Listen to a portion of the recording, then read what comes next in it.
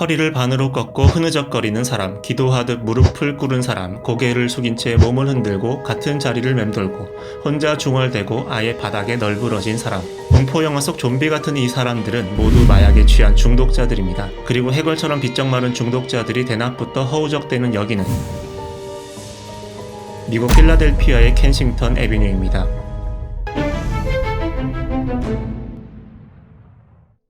대략 3마일 길이의 이 거리는 미국 전역에서 마약 중독자들이 몰려드는 동부 최대의 마약 시장입니다. 마약상들이 고작 몇 달러의 마약을 뿌려대서 좀비랜드, 헤로인 월마트라고도 불리는 악명 높은 우범지대입니다.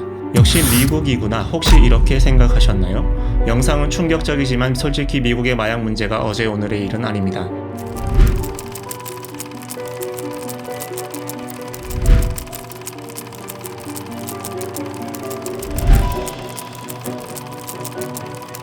이 많은 할리우드 마약 영화가 그냥 나왔을 리가 없죠.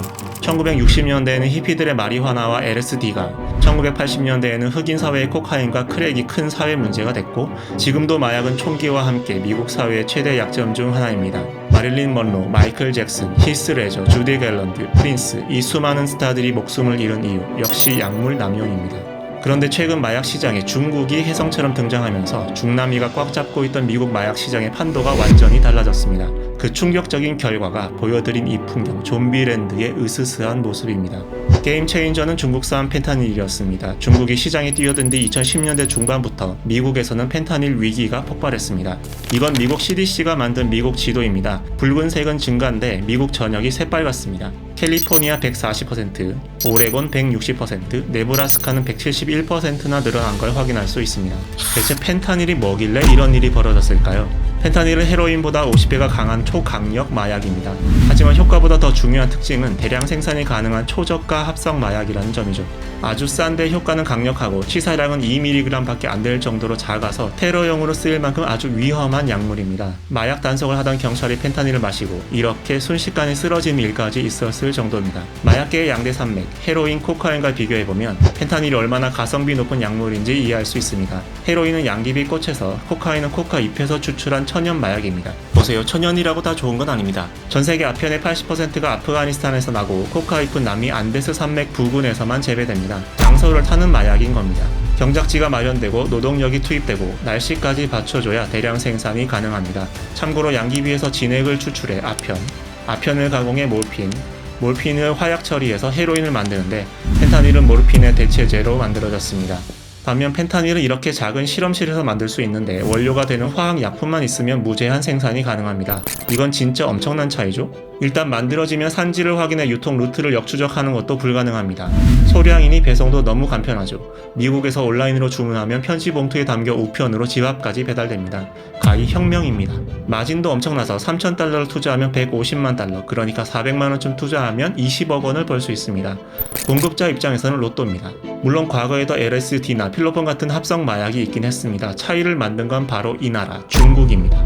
세계의 공장인 중국의 공급망이 마약 공급의 고속도로를 뚫었습니다. 중국은 원료 의약품의 40%를 만드는 세계 최대 생산기지인데 대략 16만 곳의 화학회사가 한 해 350억 달러의 원료 약물을 전 세계에 수출합니다. 물론 합법적인 의약품인데요. 이런 대규모 화학 인프라가 잠재적으로 펜타닐의 불법 생산 기지로 활용된 겁니다. 그렇게 오피오이드 위기가 폭발하자 도널드 트럼프 미국 대통령은 2017년 비상사태를 선포하기 이르렀고 2019년에는 시진핑 주석을 비난하면서 미중 간 외교 분쟁까지 벌어졌습니다.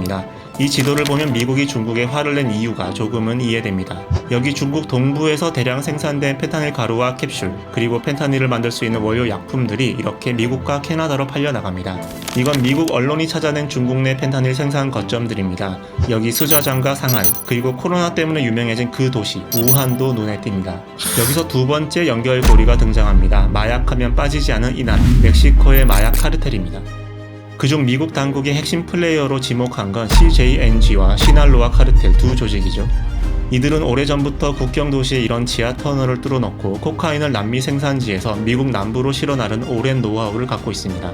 이 거대 마약상들이 중국산 펜타닐에 손을 대기 시작한 겁니다. 아까 지도를 다시 보면 중국에서 떠난 화살표가 여기 멕시코로 향하는 걸 확인할 수 있죠. 펜타닐 가루는 멕시코에서 캡슐로 제작된 뒤 다시 미국으로 들어갑니다. 이 과정에서 카르텔은 중국산 펜타닐 가루에 코카인과 헤로인을 섞어서 신종 마약을 만들기도 합니다. 흥미로운 건 2018년 이후 등장한 인도입니다. 미국의 압박에 중국 당국의 감시가 심해지자 중국의 생산시설 일부가 인도로 옮겨간 징후가 포착된 겁니다. 이렇게 인도에서 멕시코로 혹은 중국에서 인도를 거쳐 다시 멕시코로 가는 펜타닐 루트가 계속 만들어지고 있습니다. 이쯤에서 한 가지 확인할 게 있는데, 그렇다고 펜타닐이 불법이냐 하면 펜타닐은 완벽하게 합법적인 의약품입니다. 바로 그 점이 상황을 악화시켰다고 할 수 있죠. 사실 펜타닐은 말기 암 환자에게 처방하는 매우 효과적인 진통제입니다. 그리고 미국의 펜타닐 중독 문제를 만든 시작도 병원, 더 정확히 말하자면 미국의 대형 제약회사들과 의사들이었습니다. 1990년대 중반부터 돈에 눈이 먼 제약사들은 마약성 진통제에 대한 공격적인 마케팅을 시작했고, 이들의 권유를 받은 역시 돈에 눈이 먼 의사들이 경미한 증상의 환자에게 처방을 남발하면서 이 거대한 중독이 시작됐습니다. 얼마 뒤부터 사람들은 병원 밖에서 약물을 찾기 시작했는데, 이런 기회를 중국과 멕시코 마약상들이 놓치지 않고 파고든 거죠. 제약사가 대가를 치르지 않은 건 아닙니다. 2021년 존슨앤존슨, 테바제약, 퍼듀 파머 같은 제약사들, 또 2022년에는 CVS와 월그린스, 월마트 같은 약국 체인이 약물 관리를 잘못한 책임을 인정하고 미국 주 정부에 수십조 원의 배상을 약속했습니다. 책임을 지지 않는 것보단 낫지만 이게 진짜 해피엔딩일까요? 이미 수많은 사람이 죽고 더 많은 사람은 펜타닐에 중독된 채 이렇게 거리를 떠돌고 있는데도요. 죽어야 끝나는 게 마약 중독이란 말이 있습니다. 그만큼 한번 빠지면 헤어나오기 어렵다는 뜻일 겁니다. 근데 그게 의사 탓이라면요, 얼마나 끔찍하고 억울하겠습니까? 그게 바로 오늘 세계에서 가장 부유한 나라 미국에서 일어나고 있는 일입니다.